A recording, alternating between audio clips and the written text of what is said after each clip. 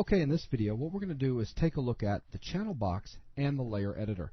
Now, when you first start Maya, they're located on the right-hand side of your viewport. So this is your channel box right here, and down below is your layer editor. Now, above both of these, you'll notice that we have a toolbar.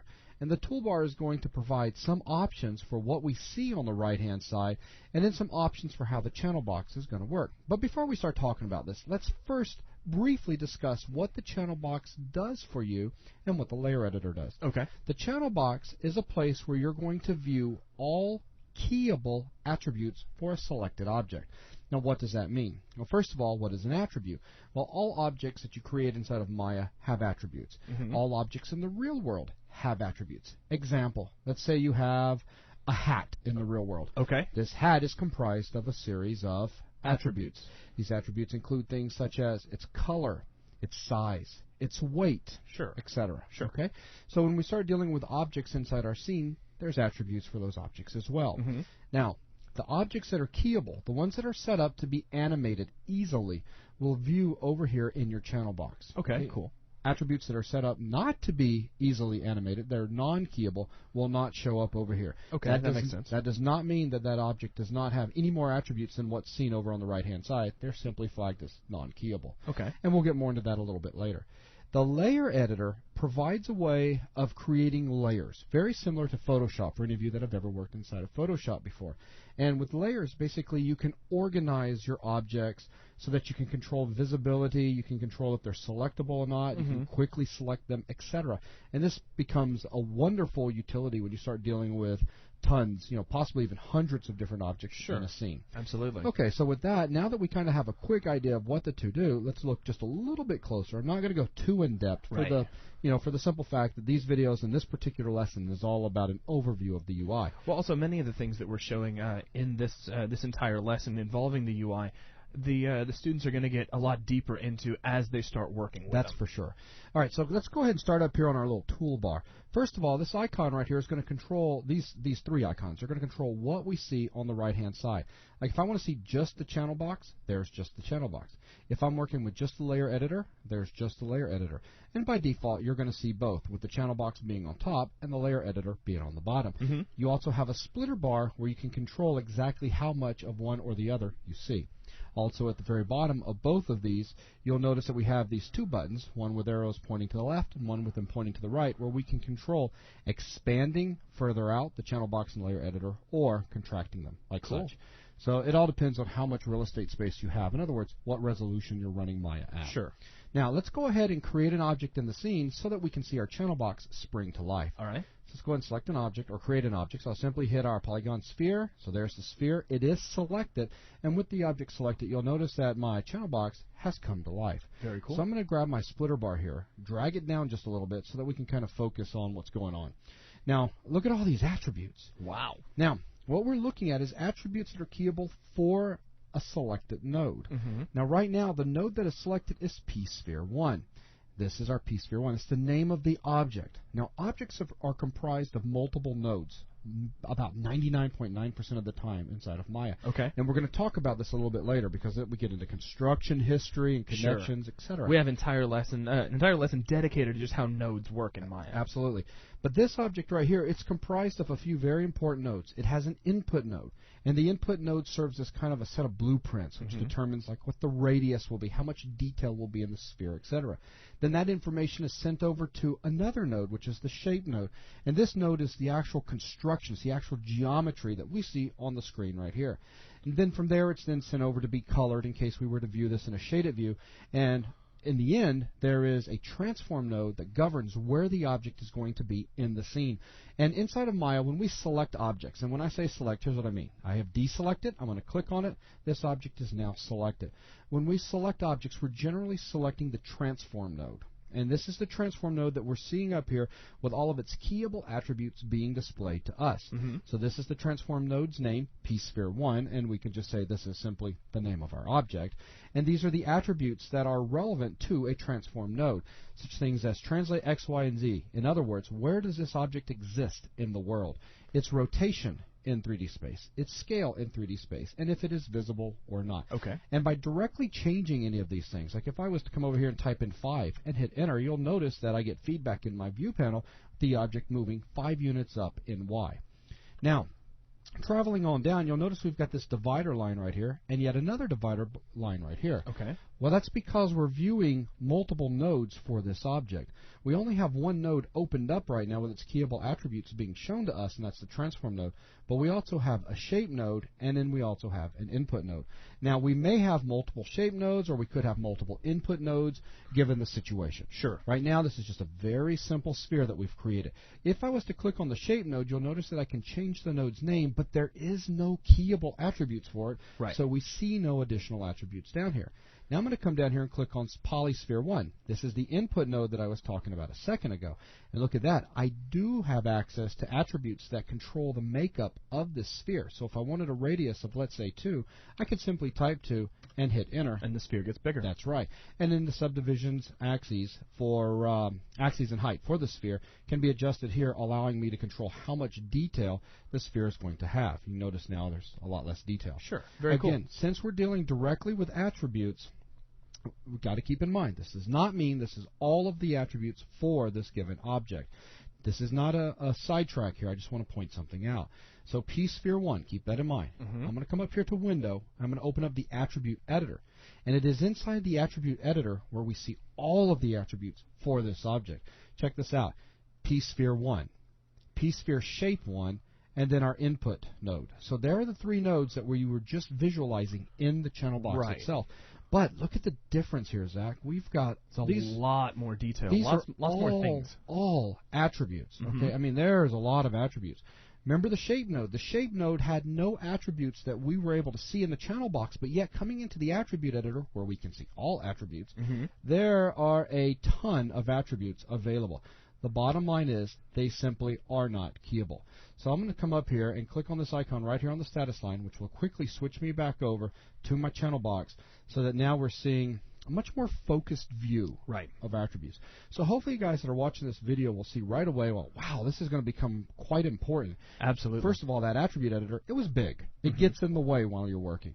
Now, of course, it's going to become important. You're going to have to use it when you start dealing with attributes that are not keyable. Sure. But you're going to find yourself working with the channel box a lot. Absolutely. You're typically, or at least I know, just speaking for myself, you're going to find yourself digging into the attribute editor when you have to access lower level things. And a lot of the common stuff is going to be right here in the channel box all the time and a lot easier to access and see immediate feedback in your viewport. That's right. Okay, so let's go ahead and bring our attention, now that we've talked a little bit more about what we're seeing in the channel box, and we've talked about these icons here as for what we're seeing, let's go ahead and move our attention over to these 3 buttons on the right-hand side of the toolbar.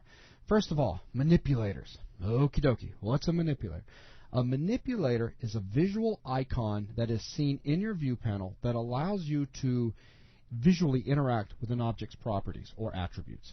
Example, I'm going to move all the way over here to the left-hand side in my toolbox and select the Move tool, and we get these little arrows right here. Okay. We can click on an arrow and we can drag, and as we're dragging this arrow, you'll notice that I have information updating in my channel box. Right, so you're changing the value of your current Translate X attribute by dragging the manipulator. So let's say we want to move this guy down in Translate Y.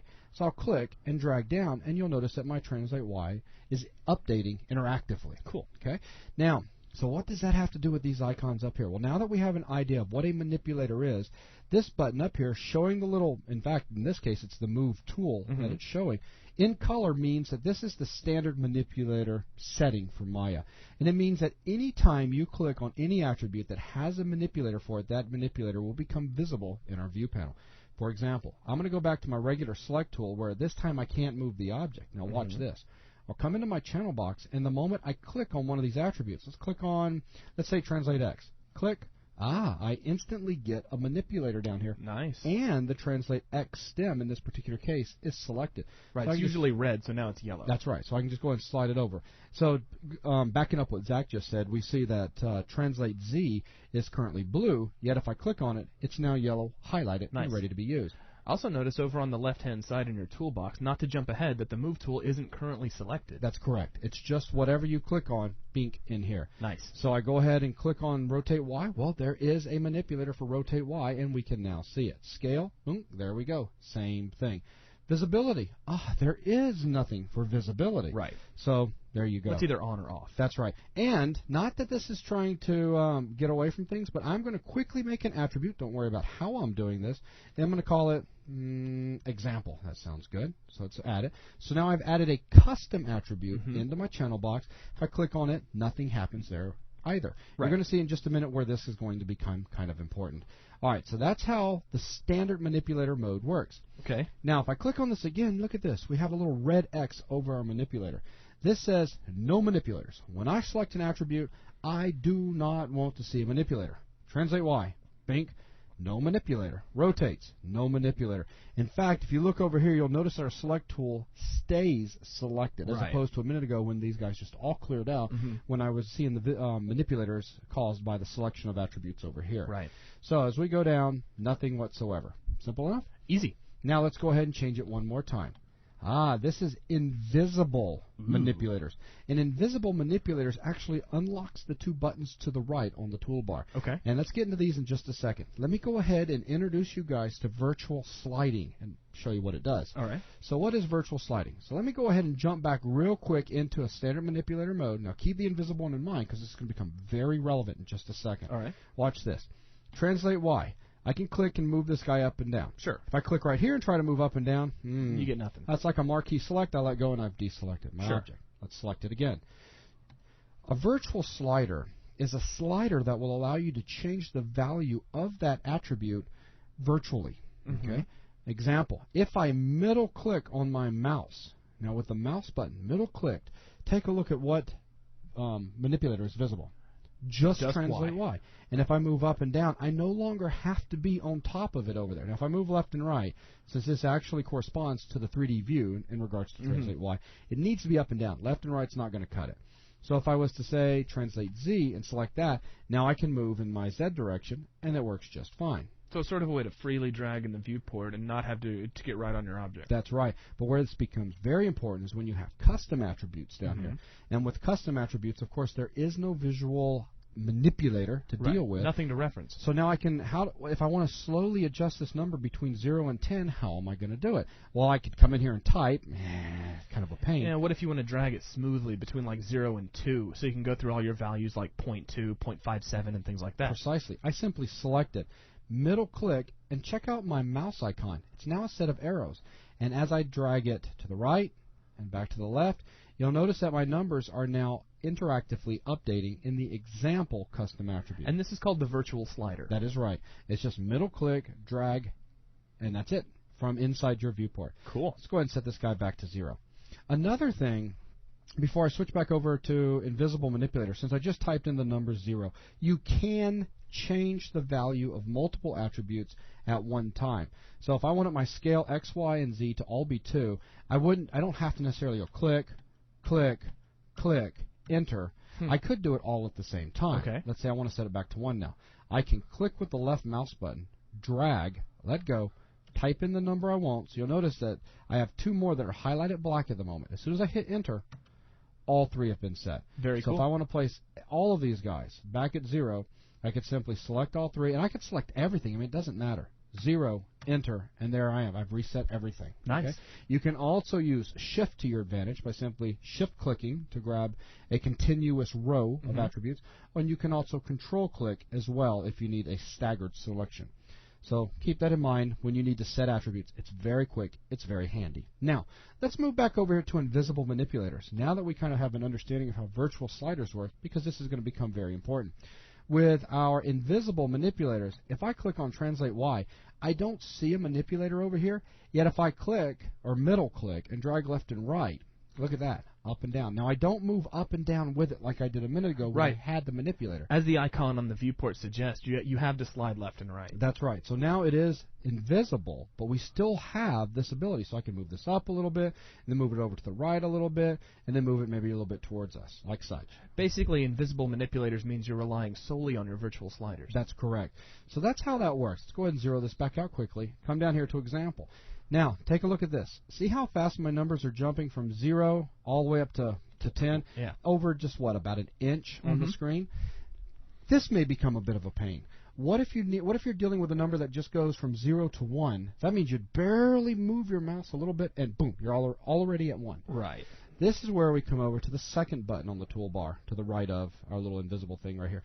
This controls how fast the virtual sliding is going to affect our attribute value. Basically, it's a mapping of the distance moved of the mouse to the attribute value in the attribute. Kind of like controlling the sensitivity of your virtual slider. It really is. So right now we've got this guy set to medium. Bink. Now we're set to fast, to high. Look at that. So now I move it an inch, and we're way up here at 100. Let's go ahead and set that back down to 0. Click it again. Now we're at small. Okay, so now it's just a very fine or slow, very fine movement. So let's come over here, click, and drag. Look at that. Now it's decimal movements. And for me to get all the way up to 10, I'm going to have to move several times, very long way. Yeah. Okay.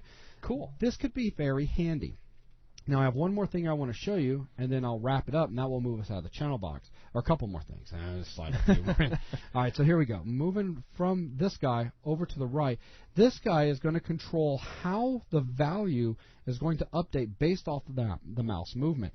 You have two different settings here. You have linear and hyperbolic. At the moment, we're on linear, which means if I middle-click with my virtual slider and I drag left or right, my value will change linearly. Go ahead and pick on a translate value so they can see the sphere moving the viewport. That's good. So we'll do X. So we'll move it away, we'll move it back. So it's kind of slow. Let's go and put this back to medium right there. So away, back, away. So, but it's a linear movement. So your sphere is moving at a constant rate in time with the mouse. That is correct. If I was to come up here and change this to hyperbolic, now what happens is I get a very fine movement at first, but then as you'll notice with the little curve right here, it's going to quickly start to speed up. For instance, so as I start dragging it toward me, look at that. Slow, slow, slow, slow. Now, I'm not changing how fast I move my mouse, yet the sphere, woo. That relationship is changing over time. That's right. Or actually changing over distance. Yeah, that's a better way. Yeah, for a second I was like, wait a minute. Yeah, that doesn't work. It's so here changing over distance I'm going to start my mouse over here at the border of the viewport just as a reference. And let's watch how far this guy moves. So middle click, here we go. So as I'm dragging, I'm going to keep my rate as constant as I possibly can. And you'll notice that the sphere is barely moving, but watch this. The sphere is about to start picking up faster, and is gone. Yeah. Okay, so what is this handy for? This is handy for a couple of things. One, if you don't want to change your, the ability for you to move at a fast rate to a very fine rate. Let's say you need to make some very fine adjustments. Right. But then you need to jump back to an object whose attribute needs to be adjusted over a great distance. Sure. This kind of gives you the best of both worlds. It keeps you from having to switch back and forth between your slider speeds a lot. That's correct. So one final thing I want to point out. Let's say we set this back to slow, and this guy's over here left on hyperbolic, and I go back to standard manipulators. Check this out. The settings are maintained, and it still functions exactly as expected over here, with the exception of now I'm going to see my manipulator. Okay? Gotcha. Very cool. So let's go ahead and set this back to default. There we go, and boom. Nice. So just something to keep in mind. So a couple more things real quick. We do have a menu bar for our channel box. The menu bar is going to show you a bunch of different things that you can do with selected attributes. Yeah, mostly related to attributes and animation. That's right. Key a selected attribute, key all attributes that are visible, breakdowns, mute attributes, cut, copy, paste attributes, hide and unhide. You can do expressions. I mean, there's all sorts of different things that you can do. The Objects menu is going to show you a list of the objects that are currently selected. Right now, I only have one object selected. Simple enough. Let's go ahead and move this guy out of the way and show you why this can be helpful. Now, often inside of Maya, you're going to need to... Oops, let's not do that. Let's just move this guy over. There we go. Often inside of Maya, you're going to need to select objects in a very specific order due to the tool that you're going to use. Sure. It's going to require a specific selection order is going to become very important as we work. And generally, it's what object is last. Right. And here's an example. So let's say that my cone is going to be the last object selected. So I first select this guy. I'm going to hold Shift down on the keyboard. I'm now going to select my sphere. Then I'm going to select my cone. So your order was cube, sphere, cone. Now, if I come up here to Objects and go all the way to the bottom, Cube, Sphere, and the first one presented inside our little menu there is the last object selected. And you always have this divider line right here that's going to divide your last object from your other objects. But your list, your selection list, order is main. And this is going to become very important. Yeah, it's going to become super important when we start working with hierarchies and constraints. That's correct. So there you go. And of course, the little selection or these little option boxes over here are simply going to open up the attribute editor with this given object or whatever object you selected it for, already loaded. Cool. Okay, so that's a very quick look at the channel box and how it works. And also, one final thing. You have squeeze one more thing That's in. right. One more quickie. You have seen that I can select attributes or multiple attributes. I can also right-click and get that same menu by doing that. Cool. Now, moving on down to the layer editor, we're going to talk about this very, very briefly because we're going to be using it a lot later, and at that time we'll get to focus on the different settings a lot more. Sure. But the layer editor works in two different ways. Right. Well, the layer editor works in two different sets of layers. Okay. That's a better way to put it. Yeah. It is a way of creating layers that allow you to organize things. The two different sets of layers that you can have are display and render. The display is for while you're working in your 3D scene. You want to organize things for selection purposes, for the ability to hide things, etc. That's display. When you want to start working with things in regards to setting up how things are going to render out, then you start working with render layers. And we'll focus on that a little bit more later. For now, let's just take a quick look at display layers. So I want to come in here and create one more object. Let's do a NURBS sphere this time. So we have two different types of spheres. And I'm going to take this guy right here, come back down to my channel box to my input node, set its radius back to 1, just so that everybody's about the same size. Let's zoom in a little bit. Now, check this out. I'm going to create a new layer. Dink, I've created a layer. And I'm going to change this layer's name. So I'll double click on it, and this is going to open up the Edit Layer dialog. From inside here, I'm going to call this Sphere Objects. Now, we have a few settings in here. And these settings outside of the name are all available back over here in these three little depressed boxes, if you will. Now, and you'll see this for all three layers. They're just kind of quick shortcuts to these various features. Sure, toggles, if you will. That's right. The first one where we have a V here, that is everything that's in this layer visible or not visible? And we can preset it ahead of time by simply unchecking this right here. The next box is going to be the display type. Is it visible?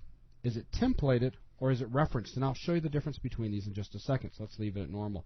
And then the final thing, which is this box over here, is the color. Default wiring, or are we going to set a color for the wireframed object? Yeah, just to reiterate, that's only changing the color of the wireframe. When you look at it in shaded, you won't see any difference. That's right. So let's go ahead and select red, because that's going to just stand out and smack really you. stand out, yeah. So let's go ahead and save this.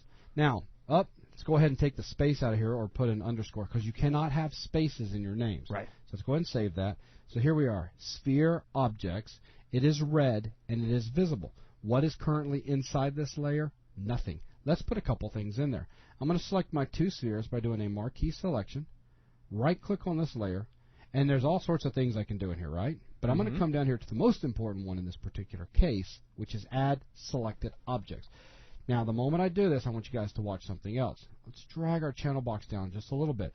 As a quick reminder, the Shapes section and the Inputs section both contain only one node each. Okay. Watch what happens to our Inputs section.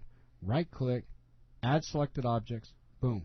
Ooh, Sphere underscore Objects now appears in my Inputs list for each of these guys. I'll select this one, Sphere underscore Objects. I'll select this one, Sphere underscore Objects. Very cool. So now that's playing a part in the whole node network that's being generated behind the scene. Sure, there's a connection between the objects and the layer object itself. That's correct. Now watch this. Let's go ahead and deselect my spheres.